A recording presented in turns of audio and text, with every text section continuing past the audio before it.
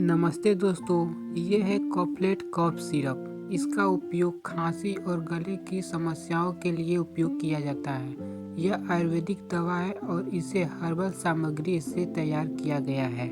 इसे कई उपयोग में यूज किया जाता है, जैसे सूखी खांसी और बलगम वाली खांसी में राहत देता है और गले की जलन और दर्द को कम करता है और धूल, धुआं या अन्य एलर्जी से होने वाली खांसी में भी काम देता है। बस आज के लिए इतना ही दोस्तों, मिलते हैं अगली वीडियो में। जय हिंद।